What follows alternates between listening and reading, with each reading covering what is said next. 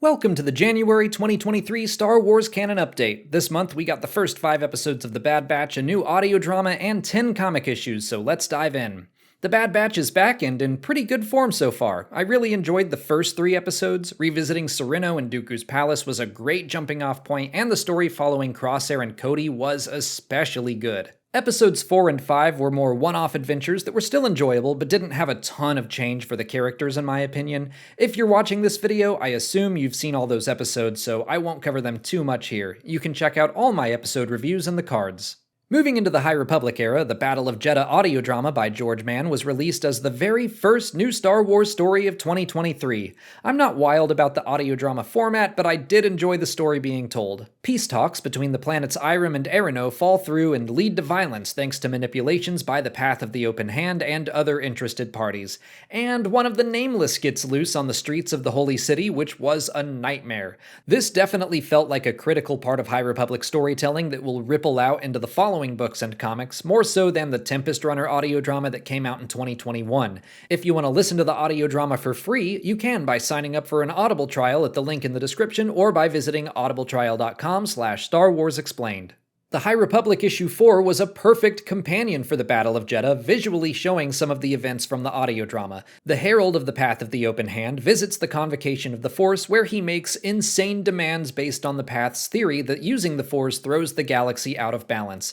It's all very real, looking at all the conspiracy theories that people will believe for absolutely no reason in the real world. The Herald causes enough of a stir as he heads into the streets of Jeddah to act like he was forcibly removed, rallying the public against the various Force users, and then we see the beginning of the Nameless's attack, causing a sorcerer of Tune to see monsters where there are none, leading him to use his powers against the innocent. It is terrible, but in a very entertaining way, and I'm still really digging this series.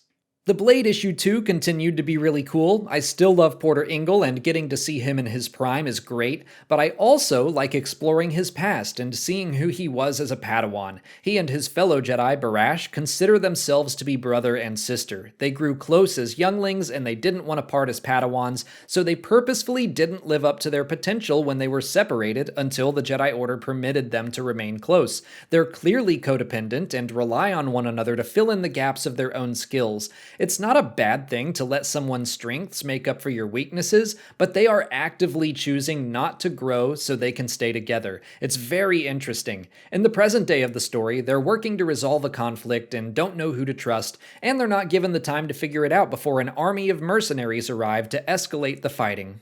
The High Republic Adventures issue 2 was alright. I still enjoy Daniel Jose Older's sense of humor a lot. Like there's a pirate that has a tiny parole officer on his back literally all the time that provides some good comedy, but the main story seems completely separate from everything else happening in Phase 2 of the High Republic Initiative. At least for now, as it follows Maz Kanata and Padawan Sav Malagan on a pirate adventure. Yoda issue 3 ended the first arc of the series and was really nice. I wasn't sure about the first 2 issues, but I get it now. And that is exactly the journey one of the characters has to go on as well. They don't understand Yoda's teachings at the start, but years later, they get it. It took a long time, but Yoda eventually brought peace to the planet of Turok, or at least led its inhabitants to find that peace for themselves.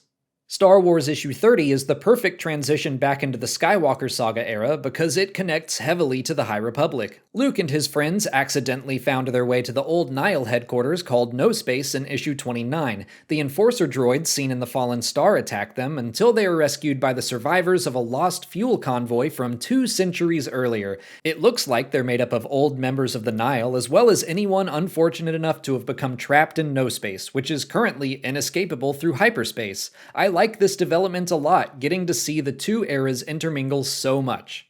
Darth Vader issue 30 was a good ride. It's been an up and down series, but I like it more and more when all of Padme's handmaidens are involved. Sabe has been working with Vader for a time, so the rest of the handmaidens come to save her. But to do that, they're also going to have to work with Vader, which makes me chuckle a bit, but whatever. I think it's fun to have all these characters back, subtly prodding Vader about his past.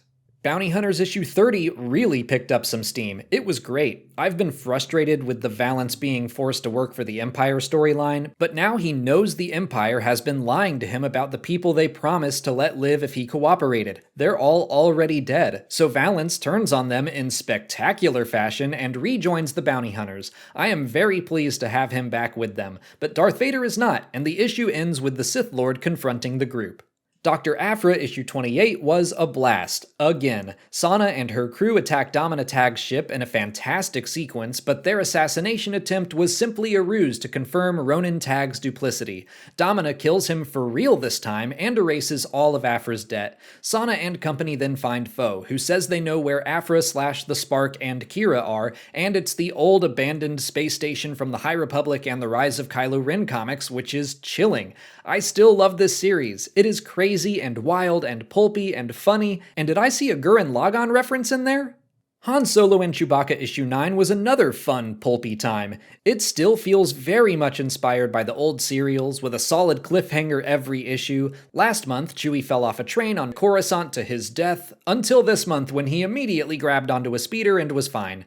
Han learns that the item he's been working to steal for Jabba is the neural core of a droid revolutionary from the High Republic era, and now he's trying to figure out what to do with it. But if you read Star Wars Revelations in November, you already know the answer. For now, he's being chased by just about every other character that's been introduced in the series so far, and this month's cliffhanger is him being held at Blaster Point. And finally, we have The Mandalorian issue 7, retelling the 7th episode of season 1 of the series verbatim. Like the last 6 issues, there isn't anything new to learn if you've seen the show. All in all, January was a great month for Star Wars. The comics were largely firing on all cylinders, but for Story of the Month, I am awarding that to the Solitary Clone episode of The Bad Batch. It's so good. February looks to be busy with 5 more episodes of The Bad Batch and 11 new comic issues, including the start of the Sanastaros series. I would like to call this the calm before the stormy chaos that will be the month of March, but we're still getting basically a new Star Wars story every other day. The Canon update will return on February 28th to cover all of them. Until then, please like this video, subscribe to the channel to keep up with all our Star Wars coverage, follow us on TikTok, Twitter, and Instagram, and consider checking out our Patreon page. As always, thanks for watching, and may the Force be with you.